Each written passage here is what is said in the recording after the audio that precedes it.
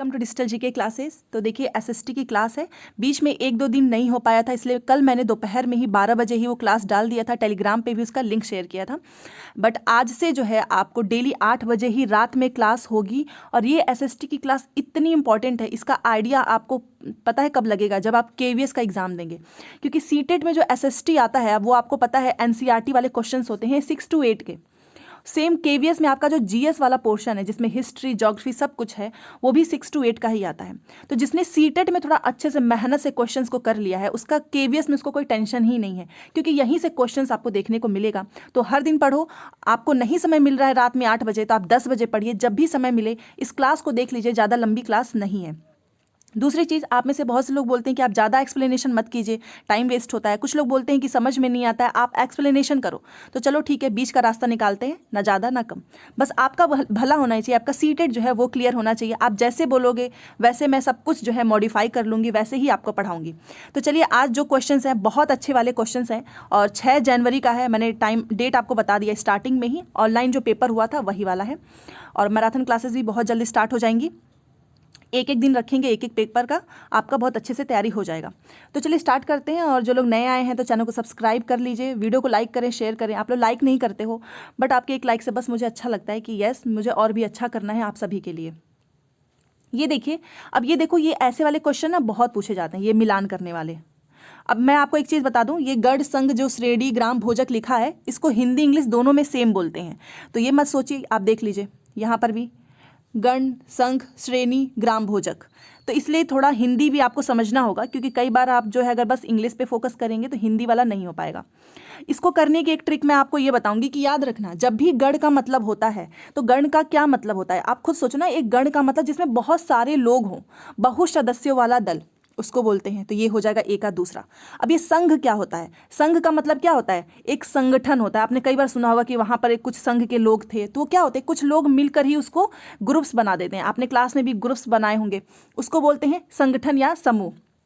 अब ये बात आती है श्रेणी की। श्रेणी क्या होती है? आप एक जैसे कि एग्जाम्पल के साथ समझाऊं सो दैट आपको याद हो जाए कि मान लीजिए आपको कोई बिजनेस कर रहे हो, कोई व्यापार कर रहे हो, तो उसमें बहुत से श्रेणी होते हैं ना। कोई प्रथम श्रेणी के होते हैं, द्वितीय श्रेणी के, कुछ बस तृतीय श्रेणी के होते हैं, कुछ बहुत अभी जस्ट स्टार्ट किए होते हैं। तो ये सारी क्या है?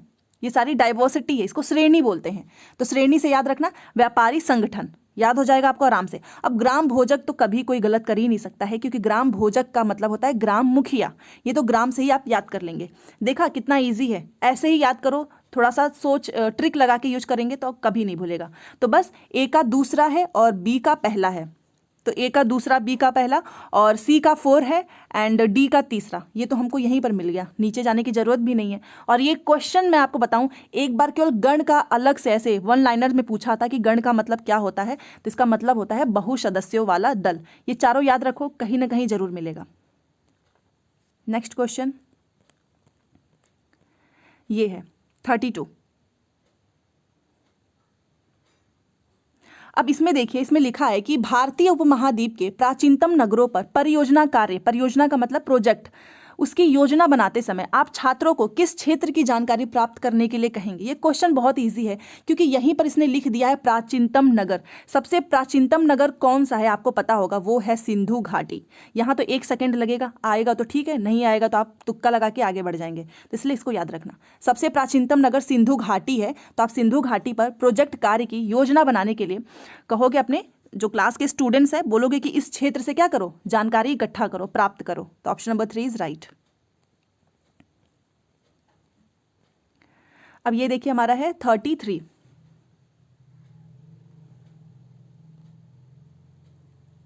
इसमें देखिए 33 में लिखा है कि कौन सा शासक अपने सैनिकों को टोकन सांकेतिक मुद्रा से वेतन देता था? मतलब आपने देखा होगा ना, कई बार आप टोकन से, हम मेट्रो स्टेशन वगैरह पे जाते हैं तो हम पैसे उनको पे करते हैं, वो हमको टोकन देते हैं।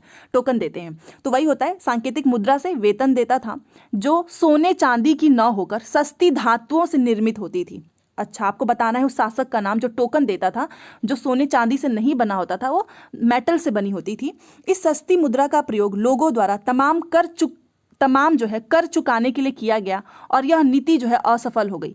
ये जो निर्मित था ना मेटल से, इसका उपयोग जो है लोग जो टैक्स वगैरह होते थे उनको चुकाने के लिए करते थे, बट ये फेल हो गया। तो ये कौन से शासक ने स्टार्ट किया था, ये आपको पता होना चाहिए। और ये स्टार्ट किया था मुहम्मद बिन तुगलक। ये हिस्ट्री का क्वेश्चन है, ये रटना ही पड़ेगा, इसमें कोई ट्रिक काम नहीं आएगी। और ये कई बार पूछा है कि इसने जो है धातुओं से निर्मित टोकन जो है यूज किया था, करवाया था, और जो कि फेल हो गई थी। तो option number 2 is right. Next question है 34। अब 34 में देखते हैं, इमारतें और किले हमें समझने में सहायक होते हैं। आपने देखा होगा, आप कहीं घूमने जाते हो हिस्टोरिकल प्लेसेस पे, एक बार इंग्लिश भी दिखा देती हूँ। Monuments and forts provide us an insight into. देखो एक चीज़ याद रखना, जब भी हिस्ट्री के कोई क्वेश्चंस आए ना, तो मैं हमेशा आपको यही सजेशन दूंगी कि आप जो फैक्चुअल क्वेश्चंस पूछते हैं ना, डायरेक्ट आप फैक्चुअल क्वेश्चंस को याद करने की कोशिश करो। अभी स्टार्टिंग में जैसे अभी आपको मान लीजिए 4 ऑप्शंस दिख रहे हैं, बट मैं अगर आपको कोई फैक्चुअल आंसर बता रही हूँ ना, तो उसको दिमाग में रखो। ये नहीं कि आप पहले ही एलिमिनेट कर रहे हैं कि अच्छा ये नहीं होगा, ये नहीं होगा, नहीं, ये आपको एग्जाम में ट्रिक करनी है ना, अभी तो आपको याद करने की कोशिश करनी है। तो ये चीज़ आपको आज अभी से प्रैक्टिस करनी है।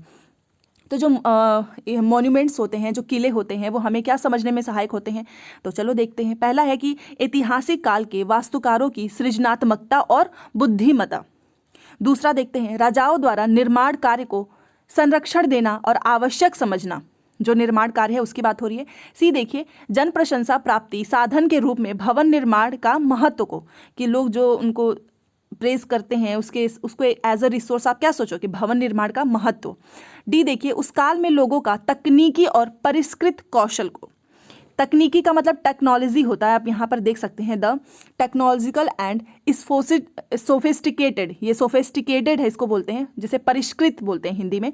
Sophisticated skills possessed by people of that period.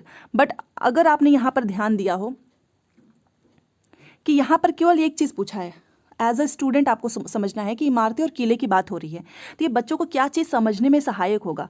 क्या वहाँ पर जो ऐतिहासिक काल के जो वास्तुकार हैं, वो उनके हिसाब से बच्चा जो है सृजनात्मकता और बुद्धिमत्ता ये चीज़ आएगी, क्योंकि जो सृजनात्मकता का मतलब होता है क्रिएटिव चीज़ें, ये आप कोई चीज़ देख के तो नहीं कर सकते ना, वो चीज़ जब बच्चा खुद करता है तब ये सारी चीज़ें आती हैं, तो ये तो होगा नहीं। और हमको ये समझने की बात हो रही है। बी देखिए कि राजाओं द्वारा निर्माण कार्य को संरक्षण देना और आवश्यक समझना, कि राजा ने उसको क्या किया, संरक्षण दिया और उसको आवश्यक समझा। इससे भी वो उसको समझने में तो सहायक नहीं होगा। इसका सबसे बेस्ट क्या होगा, सी एंड डी। क्यों? क्योंकि इससे बच्चों को समझ में आएगा कि पहले भी क्या है, टेक्नोलॉजी जो चीज़ें थी वो था, एंड सोफिस्टिकेटेड जो स्किल्स था वो था लोगों में। ऐसा नहीं है कि ये अभी से सारी चीज़ें डेवलप हो गई, ये पहले भी था। ये बच्चों को समझने में सहायक होगा। एंड ये तो होगा ही ऑफकोर्स कि जन प्रशंसा प्राप्ति साधन के रूप में इसको क्या करेंगे, भवन निर्माण का महत्व, ये भी बच्चों को समझ में आएगा। तो बस ये दोनों गलत हो गया, सी एंड डी ही इसमें राइट है। अब अभी आपको ऑप्शन से नहीं जाना है, डायरेक्ट ये चीज़ें अपने दिमाग में रखना जब भी ऐसा क्वेश्चन आए। बट मैं ऑप्शन में बता देती हूँ आपको, ये देखिए सी एंड डी समझ में आया होगा आपको। अब नेक्स्ट चलते हैं 35। मराठा सेन को मुख्य आधार प्रदान करने वाले कृषक पशुचारकों के दलों को क्या कहा जाता है। अब ये क्वेश्चन ऐसा है कि ये आपको याद ही रखना होगा। इसको कुनबी कहते हैं। ये कुनबी एक नाम है जिसे क्या कहते हैं, मराठा सेना को मुख्य आधार प्राप्त करने वाले कृषक पशुचारकों के दलों को क्या कहते हैं, कुनबी कहते हैं। याद रखना, मराठा के ही वालों को कहते हैं, क्योंकि ऐसे बहुत सारे हिस्ट्री में नाम आते हैं तो आप कंफ्यूज हो जाएंगे। तो जहां पर भी कुनबी नाम आए तो समझ लेना वो किससे रिलेटेड होगा, मराठा सेना से। तो ऑप्शन नंबर 1 इज राइट। ये हमारा हो गया। अब ये चलते हैं हम 36 पे। अब देखिए 36 में यहां पर लिखा है कि नाथपंथियों और सूफियों के बीच कौन कौन सी समानताएं थी। अच्छा, ये नाथपंथी और सूफियों से क्वेश्चंस बहुत आता है, आपको इनके बीच में ना सिमिलैरिटीज देखनी है। देखिए पहला है कि कर्मकांडवाद का अनुसरण, श्वसन के व्यायामों का अभ्यास, या फिर संसार का परित्याग। अब ये आपको याद रखना पड़ेगा, क्योंकि बहुत सी समानताएं भी हैं और असमानताएं भी हैं, मतलब डिफरेंसेस भी हैं, सिमिलैरिटीज भी हैं। तो इसमें क्या होगा, यहाँ पर आप एक बार ऑप्शंस को देख के भी हम कर सकते हैं, अगर आपको 1-2 पॉइंट याद हो तो। सबसे पहले याद रखना सॉरी, यहाँ पर देखिए कर्मकांडवाद का जो अनुसरण है वो नाथपंथियों और सूफियों के बीच में ये जो है समानताएं नहीं थी। ये दोनों के बीच में अगर आप सोचो कि नाथपंथी भी कर्मकांड करते थे और सूफियाँ भी, तो ये चीज़ गलत हो गई, ये यहाँ पर गलत हो गया। अगर आपको एक गलत वाला भी पता है ना, तो भी आप आंसर निकाल सकते हैं। मान लो अगर ए गलत है तो जहाँ जहाँ ए है हम उसको काट देते हैं। ये देखिए यहाँ भी नहीं होगा, यहाँ भी नहीं होगा। अब या तो बी और सी होगा या केवल सी होगा। तो मैं आपको इसका राइट आंसर बताती हूँ। हमेशा ध्यान रखना, अभी याद कर लो, ए तो नहीं होता है, बट इन दोनों के बीच में समानताएं थी। बी एंड सी दोनों के दोनों राइट है। क्यों? क्योंकि नाथपंथी और सूफियों के बीच में जो है ये श्वसन के व्यायामों का अभ्यास, जो हम एक्सरसाइज करते हैं, अनुलोम विलोम, ये सारी चीज़ें किससे हैं? हमारे ब्रीथ से रिलेटेड हैं, ये करते थे। और संसार का परित्याग, ये भी इन दोनों चीज़ों में कॉमन थी, समानताएं थी। तो ये दोनों याद रखना, नाथपंथी और सूफी, नाम लिख लो और ये दोनों पॉइंट्स भी नोट कर लो। तो इस वजह से हमारा ये राइट हो जाता है। समझ गए होंगे आप। अब चलिए नेक्स्ट क्वेश्चन पे चलते हैं। 37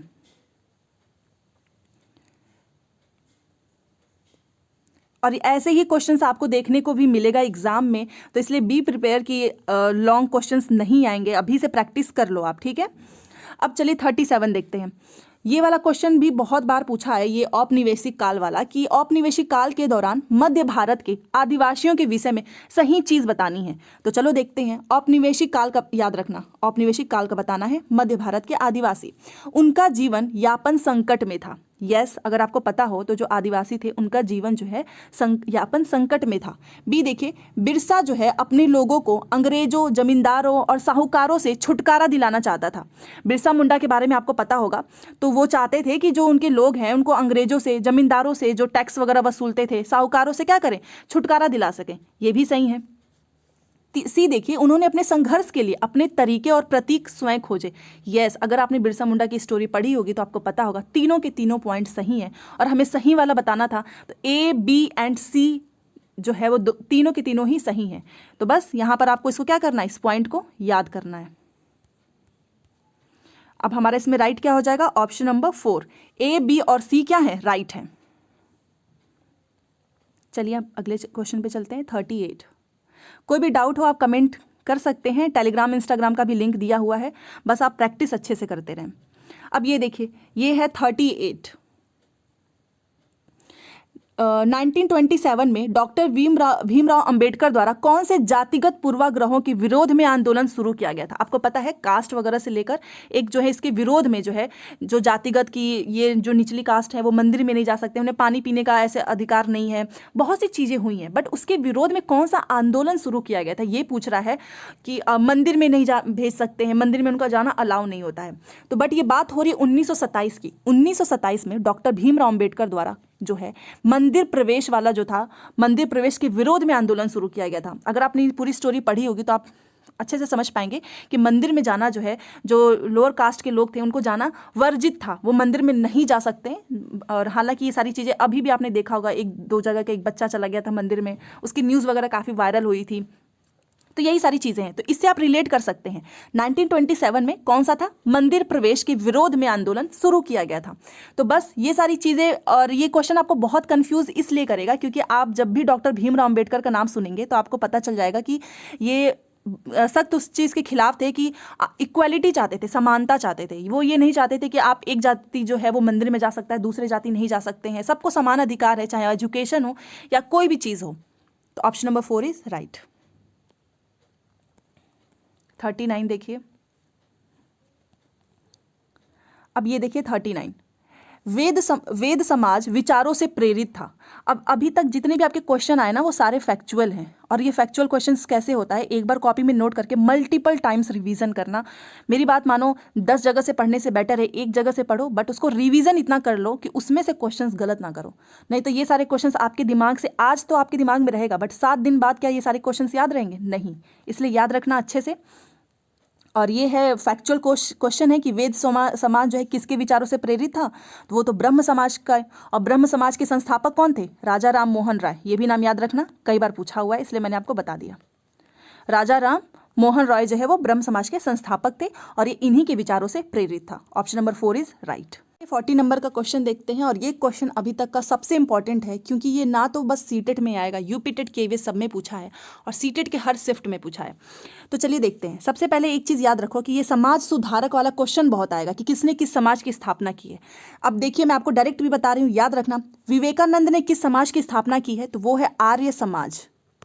इसको याद करने की मैं आपको एक ट्रिक बताना चाहूँगी, जिससे मैंने खुद ऐसे याद रखा था, क्योंकि इतने सारे होते हैं। एक बात याद रखो, विवेकानंद ने क्या किया था, सभी के लिए हम सभी के लिए क्या किया था, बहुत सारे ज्ञान, आपको पता ही है, इनकी वजह से हर एक स्टूडेंट्स के मन में भी पढ़ाई के लिए, चाहे कोई भी चीज़ हो, मोटिवेशन मिलता है। तो आर्य का मतलब याद रखो, आर्य मतलब सभी लोग। तो विवेकानंद जी ने क्या किया था, हम सभी के लिए आर्य समाज की स्थापना की थी। तो आप इसे याद रख सकते हैं, आर्य मतलब सभी के लिए एक मोटिवेशन भी है। हमारे क्या ये, हमको इनसे बहुत सारा मोटिवेशन मिलता है, तो ऐसे याद रखो। दूसरा देखिए, राजा राम मोहन राय, तो इनका तो ऐसे याद रखो कि राजा राम मोहन राय का ब्रह्म समाज। इन्होंने कौन से समाज की स्थापना की थी, ब्रह्म समाज की। और केशव चंद्र सेन ने भी ब्रह्म समाज में, क्यों, क्योंकि 1856 में जो है इसमें शामिल हुए थे, और 1856 में जब ये आए थे, उसके बाद से जो ब्रह्म समाज है उसका बहुत द्रुत गति से क्या हुआ था, उसका प्रसार हुआ था। और इन्होंने ही विवेकानंद जी को बोला था कि क्या करो, सत्यार्थ प्रकाश रचित करने के लिए, सत्यार्थ प्रकाश। तो ये भी मैंने आपको बता दिया, सत्यार्थ प्रकाश इन्होंने बोला था। तो ये भी ब्रह्म समाज से ही के ही सुधारक थे। तो ये इतना पॉइंट आप याद रखो। विवेकानंद मैंने आपको बताया आर्य समाज, राजा राम मोहन राय ब्रह्म समाज, केशव चंद्र सेन ब्रह्म समाज। तो ये दोनों पॉइंट गलत है। अब यहाँ पर प्रार्थना समाज लिखा है, प्रार्थना समाज के थे आत्माराम पांडुरंग, ये प्रार्थना समाज के थे। और ये यहाँ पर दोनों की दोनों चीज़ें गलत लिखी हैं। राइट क्या है हमारा, केवल और केवल सी, केशव चंद्र सेन जो है ब्रह्म समाज के सुधारक थे, इन्होंने स्थापना की थी। Option number C is right. तो चलिए, ये हमारा है, देखिए 41 नंबर का क्वेश्चन। तो 41 में देखते हैं, यहाँ पर देखिए, निम्न में से कौन सी घटना, इन चारों में से बताना है, कौन सी घटना या फिर घटनाओं ने ब्रिटिश राज के खिलाफ भारत में राष्ट्रवादी आंदोलन के लिए प्रेरित किया। मतलब आखिर अंग्रेजों ने ऐसा क्या किया था जिसकी वजह से भारत में राष्ट्रवादी आंदोलन जो है वो लोग करना चाहते थे। कुछ तो उन्होंने किया ही होगा ना, ब्रिटिश ने हमारे खिलाफ कुछ अत्याचार कर रहे होंगे, वही चीज़ आपको बताना है। तो चलो देखते हैं। सबसे पहले देखिए, ए, आर्म्स एक्ट पारित किया गया तथा भारतीयों द्वारा अपने पास हथियार रखने का अधिकार छीन लिया गया। यस, जो कि एक राष्ट्रवादी आंदोलन इसका कारण था, इसकी वजह से भी किए थे कि तुम जो है अपने पास हथियार नहीं रख सकते। बट वो एक्ट कौन सा था, आर्म्स एक्ट। बी देखिए, वर्नाकुलर प्रेस एक्ट, ये बहुत इंपॉर्टेंट है। वर्नाकुलर प्रेस एक्ट पारित किया गया जिससे सरकार की आलोचना करने वालों को चुप कराया जा सके कि तुम जो है सरकार के बारे में कुछ नहीं बोल सकते। ये भी एकदम सही है। सी देखिए, इल्बर्ट बिल, जिसमें प्रावधान किया गया था कि भारतीय न्यायाधीश भी, जो भारतीय न्यायाधीश हैं वो भी ब्रिटिश या यूरोपीय व्यक्तियों पर मुकदमा चला सकते हैं, उसको वापस ले लिया गया। आप समझ सकते हैं, इंडियंस के हाथ में कुछ नहीं था अंग्रेजों के खिलाफ कि भारतीय जो न्यायाधीश थे वो भी क्या है, ब्रिटिश हो चाहे यूरोपीय जो लोग हैं उन पर जो मुकदमे वो लोग पहले चला सकते थे, उसको भी वापस ले लिया गया। कितना ज़्यादा इनके साथ अत्याचार किया गया। सबसे पहले तुम हथियार नहीं रख सकते, तुम सरकार की, हमारे मतलब ब्रिटिश गवर्नमेंट की आलोचना नहीं कर सकते, और जो मुकदमा वो चला सकते थे उसको भी उन लोगों ने वापस ले लिया। मतलब भारतीयों के हाथ में कुछ नहीं था। और ये तीनों की तीनों बातें सही हैं। डी देखिए, बाल विवाह निषेध एक्ट को 1929 में पारित किया गया। ये गलत है, और इसका राइट आंसर आप कमेंट बॉक्स में जरूर लिखिएगा, क्योंकि अगर आपने इसका राइट आंसर लिख दिया तो वो आपको उसी वक्त याद हो जाएगा, नहीं तो मेरे से पूछ लीजिएगा। तो देखिए, तीनों सही है, ए बी सी, बस ये गलत है। तो हमारा पहला ही है ऑप्शन ए बी सी।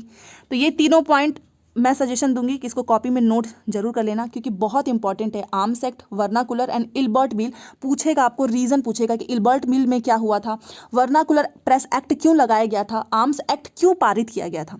तो आपको आर्म्स एक्ट से एक चीज याद रख सकते हो, आर्म्स, ये जो लिखा ना, आर्म्स का मतलब क्या होता है, हाथ, भुजाएं होती हैं।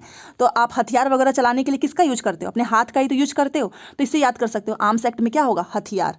ये आपको तुरंत, ये ट्रिक है, ऐसे याद करना है। तो आप इसको ऐसे याद कर सकते हैं। और जैसे कि वर्नाकुलर प्रेस एक्ट में ये प्रेस है, तो प्रेस का मतलब क्या होता है, मीडिया होती है जो संचार इंफॉर्मेशन बताती है। तो इसके माध्यम से आप, जो मीडिया है, आपने देखा हो कई बार गवर्नमेंट की क्रिटिसाइज करते हैं, तारीफ करते हैं, तो इससे भी याद रख सकते हैं कि आलोचना ही आप नहीं कर सकते हैं। बाकी बचा इल्बर्ट बिल, तो ये बिल है, तो बिल का मतलब क्या होता है, ये कोर्ट से रिलेटेड होगा, न्यायाधीश से रिलेटेड होगा, बस याद हो गया। बहुत सिंपल है, ऐसे ही आपको इसको याद करना है जैसे मैंने आपको बताया है। और क्लास अगर अच्छी लग रही हो तो प्लीज़ लाइक ज़रूर कीजिएगा, ना तो आप लोग लाइक करते हो ना ही शेयर करते हो। अब ये देखिए 42,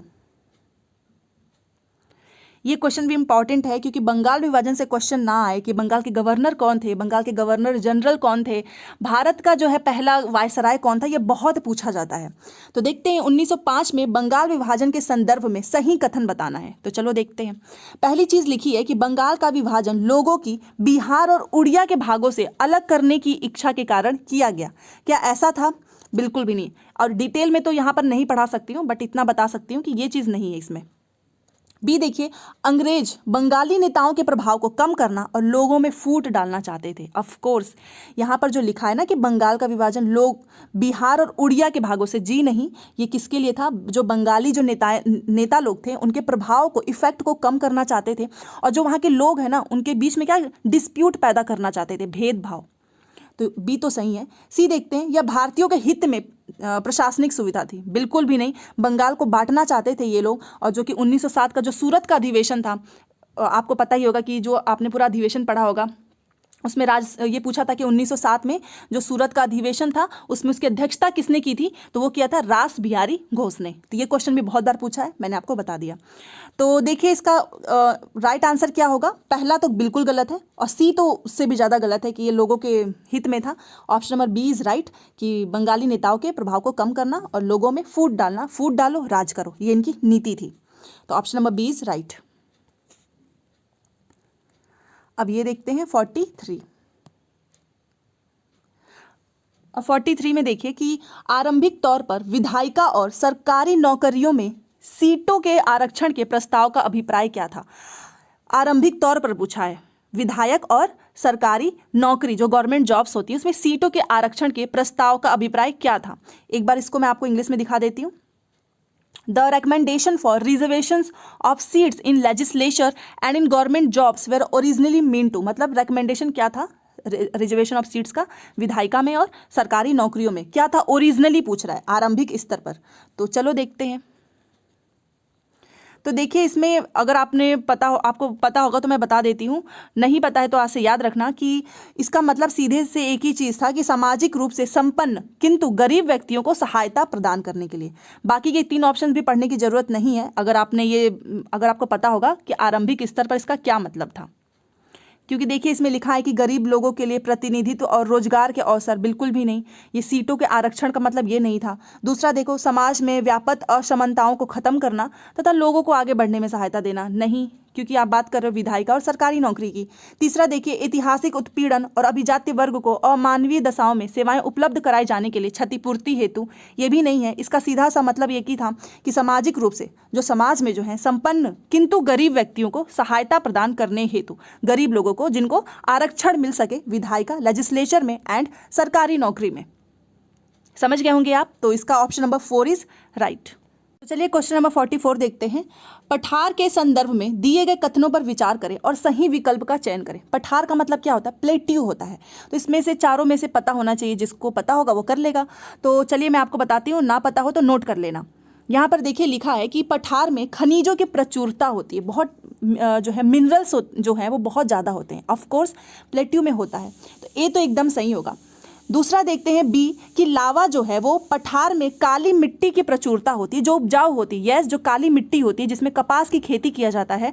आपको पता होगा कि गुजरात में जो है कपास की खेती होती है अधिक मात्रा पे, तो वो लावा पठार में जो है काली मिट्टी की प्रचुरता होती है और वो उपजाऊ भी होती है। यस, ये भी सही है। सी देखो, पठारी क्षेत्र मनुष्य को रहने के लिए सबसे उपयोगी क्षेत्र होते हैं। बिल्कुल भी नहीं। आपने देखा होगा कि जो पहाड़ी एरिया है वहाँ पे रहने में कितनी तकलीफ होती है, आने जाने में बहुत ज़्यादा दिक्कत होती है। तो ये लिख रहा है उपयोगी होते हैं, नहीं। डी देखो, पठारी क्षेत्र में बहुत से जलप्रपात हो सकते हैं। यस, वाटरफॉल तो होता ही है, पठारी क्षेत्र में नहीं होगा तो कहाँ होगा। तो इसमें केवल सी गलत है। यहाँ पर अगर आप देख सको, ए सही है, बी भी सही है, सी जो है हमारा गलत है और डी सही है। तो आंसर हमारा मिल गया ए, बी एंड डी। तो ये हो गया हमारा आज का क्वेश्चन। और एक क्वेश्चन और बचा है, इसका देखिए राइट आंसर है ए, बी एंड डी। और आज का हमारा है ये लास्ट क्वेश्चन। और याद रखना, डेली 8 बजे क्लासेस होंगी। जब तक आपका एग्जाम पूरा नहीं हो जाता है तब तक मैं आपको एसएसटी पढ़ाना बंद नहीं करूँगी, इतनी श्योरिटी है। बस आप अच्छे से पढ़ते रहिए। अब 45 देखिए। यहाँ पर क्वेश्चन में लिखा है कि एक दृढ़ कथन है, एजर्शन और रीजन दिया हुआ है कि सभी देशों ने निश्चय किया कि याम्योत्तर की गिनती संदर्भ रेखा से शुरू की जाए, और कारण इसका क्या दिया है कि सभी देशांतरी याम्योत्तरों की जो लंबाई है वो समान होती है। तो चलो देखते हैं कि क्या दोनों सही हैं या नहीं। एक बार इंग्लिश भी बता देती हूँ। यहाँ पर देखिए एजर्शन में क्या लिखा है कि all countries decided that the count of meridian should begin from reference lines, मतलब एक जो रेफरेंस लाइन है वहां से मेरिडियन जो है वो काउंट होना चाहिए। ऑफ कोर्स ये सही है। इसका रीजन क्या दिया है कि all meridians are of equal length, कि जितने भी मेरिडियंस हैं वो इक्वल लेंथ के हैं। तो ये दोनों की दोनों बातें सही हैं। आप समझ गए होंगे, इंग्लिश में भी मैंने समझा दिया और हिंदी में भी। तो देखिए इतना याद रखो कि सभी देशांतरी जो लाइंस हैं वो समान होती हैं, और सभी देशों ने इसको निश्चय किया था क्या है कि मेरिडियंस जो है उसकी गिनती जो है वो संदर्भ रेखा से शुरू किया जाएगा। दोनों के दोनों पॉइंट सही हैं और रीज़न भी इसमें सही दिया है। तो पहला देख लो, यहाँ पर ये तो सही है बट ये देखो गलत लिख दिया है, व्याख्या नहीं है। इसमें भी गलत लिखा है, इसमें भी गलत लिखा है, तो आई थिंक ये होगा। ए और आर दोनों सही हैं और आर जो है सही व्याख्या है ए की। तो आज की क्लास मुझे बहुत इंटरेस्टिंग इसलिए लगी है क्योंकि इसमें बहुत फैक्चुअल क्वेश्चंस थे, और आपको पता ही है कि एसएसटी में 40 नंबर तो फैक्चुअल ही आएगा, और 20 नंबर की पेडागोजी है, जो कि आप पेडागोजी हिंदी का पढ़ो, सीडीपी का पढ़ो, सिमिलैरिटीज़ होती हैं, पॉजिटिव नेगेटिव टैग वर्ड से खेलना होता है। और एक चीज़ बताना चाहूँगी, कल मैंने ईवीएस की जो है टैग वर्ड्स बताए हैं पॉजिटिव वाले, पॉजिटिव नेगेटिव, आज मैं उसको पूरा भेज दूंगी टेलीग्राम पर, तो जो लोग नए आए हैं वहाँ से आप देख लीजिएगा। प्लस ईवीएस की कुछ टेक्निक्स हैं जो कि एग्जाम में बहुत पूछा जाता है, टेक्निक्स, टूल्स, कौन कौन से 2-4 इंपॉर्टेंट चीज़ें हैं, वो भी मैं आज शाम तक कोशिश करूँगी। आज तो नहीं हो पाएगा, या तो कल, या फिर देखते हैं कब हो पाता है, पहले भी हो सकता है, बट आपको मिल जाएगा। बस आप टेलीग्राम से जुड़े रहिए और चैनल से जुड़े रहिए। बस थोड़ा सा टाइम का इशू है, अदरवाइज सब कुछ आपकी प्रॉपर तरीके से एग्जाम की तैयारी चल रही है। तो वीडियो पसंद है तो लाइक करें, शेयर करें और चैनल को सब्सक्राइब जरूर कीजिएगा। Thanks for watching.